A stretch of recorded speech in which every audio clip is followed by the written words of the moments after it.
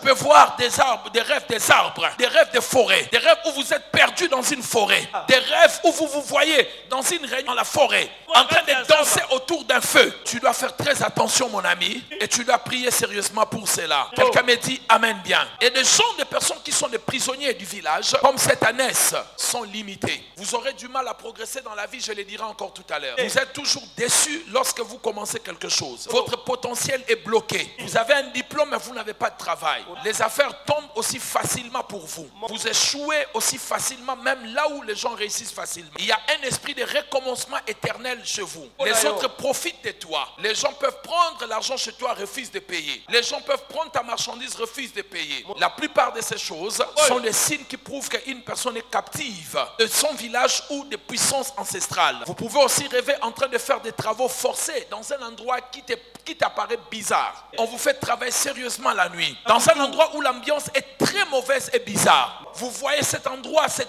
délabré, compliqué, flou et confus. Si vous voyez ce genre de choses, vous devez crier, Dieu retire mon âme de sa prison. Quelqu'un me dit amen bien. L'une des choses qui arrive aussi, lorsque votre âme est en prison, bien aimé dans le Seigneur, il y a une autre prison. Ça se manifeste comme la poubelle. C'est une prison qui touche très souvent la tête. J'en parlerai plus tard, mais je vous donne seulement quelques signes. Il y a des gens qui développent des migraines inexplicables. Vous avez essayé de faire tous les examens possibles. Ça ne marche pas. Il n'y a rien, mais vous avez tout le temps des migraines. Vous oubliez les choses facilement. Vous avez comme un trou dans votre mémoire. Tu peux oublier les choses aussi facilement. Faites très attention. Voyez mes bien-aimés, lorsqu'un homme devient fou, quelle est sa première adresse? C'est la poubelle, des endroits sales. Commencez à manger dans des endroits sales. Avant que tu arrives là, ils commenceront par toucher ta tête. Alors revenons dans le dernier point et on va prier. La prison des anciennes maisons, des maisons vécues ou des maisons où tu as grandi. Frères et sœurs, écoutez-moi très bien. Vous devez savoir, les endroits où nous habitons, les endroits où nous vivons peuvent devenir des prisons pour certaines personnes. Il y a certaines personnes, tous vos problèmes ont commencé les jours où vous avez pris la décision d'aller habiter dans cet endroit-là. Les jours où tu as accepté d'aller vivre chez ta cousine. Les jours où tu as commencé à loger dans cet appartement-là. Parce que les maisons, comme vous le voyez, conservent les forces négatives. Et si une personne est dans l'occultisme, vous vivez dans sa maison, toutes les réunions de l'occultisme qui se passent la nuit, vous en serez victime. Lorsqu'ils viennent pour faire des réunions, s'ils constatent que tu as une étoile, ils vont se battre pour prendre ton étoile. Il y a des maisons où vous devez quitter. Avez-vous remarqué, il y a des maisons où les gens ne sortent pas? Les gens ne quittent pas cette maison-là. Je veux que vous réfléchissez. Regardez certaines personnes que vous connaissez. Ils sont nés là. Ils ont eu des enfants là. Ils sont morts là. Personne n'a quitté cette maison-là. Vous devez faire très attention. Il y a des maisons prisons. Des maisons qui retiennent les gens. Des maisons où tu te dis, je vais construire moi-même dans la maison familiale. J'ai construit une petite chambre derrière. Tu entres dans une prison sans le savoir. Regardez les enfants de Jacob. Et tous étaient là avec Jacob. Sauf Joseph et Judas. Joseph même, il a été vendu de force. Judas, il est parti à un moment, il est revenu. Frère, faites très attention. S'il y a un endroit, une maison familiale, où les gens partent et reviennent, lorsque leur garantie s'épuise là-bas, les gens reviennent pour vivre dans cette maison-là. Cette maison est devenue une prison. Je vous conseille, mes bien-aimés dans le Seigneur, même si vous manquez l'argent, ne rentrez plus là-bas. Vous n'allez pas vous en sortir. Je sais ce que je suis en train de vous dire. Pour en sortir là-bas, ça sera comme ça.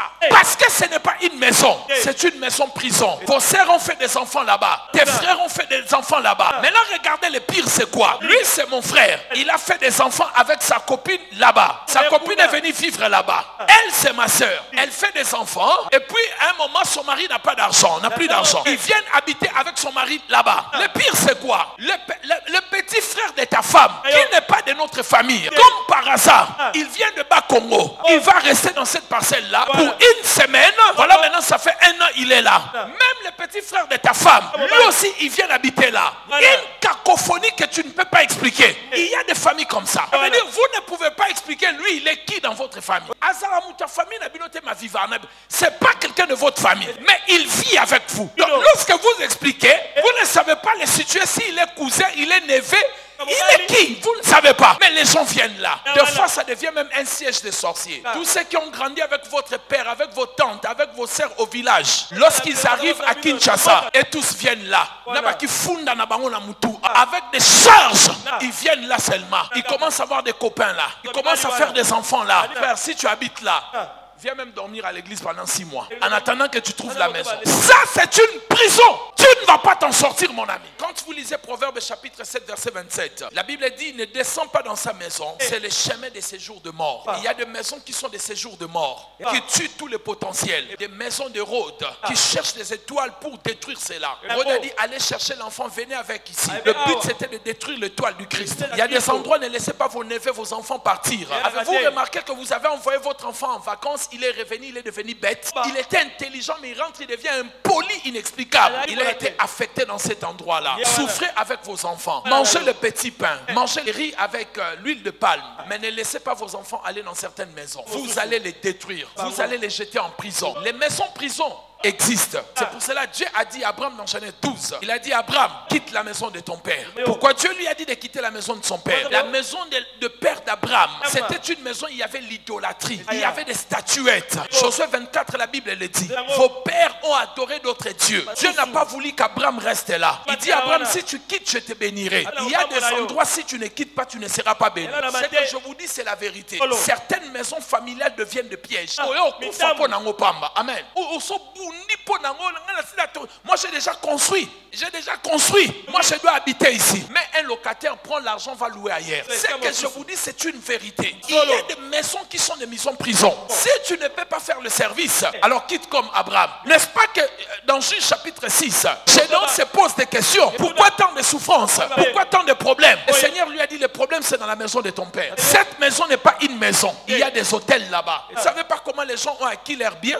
Vous ne savez pas. Si les gens ont parlé sur cette parcelle-là, mais tous les habitants de cet endroit souffriront. Imaginez que cette parcelle nous appartient. Quelqu'un vient nous arracher cette parcelle parce qu'il est un homme politique ou un militaire. Je ne sais pas comment récupérer cela, mais je fais des imprécations. La comique Osaka, je fais des imprécations. C'est vrai que j'ai perdu cette parcelle. Si c'est vraiment ma parcelle, si je l'ai acquise avec mon argent, cet homme souffrira. Même les gens qui habiteront là-bas. Mais toi, tu viens habiter, tu ne sais pas. Ce qui a été dit dans cette parcelle-là, est-ce que je parle à quelqu'un?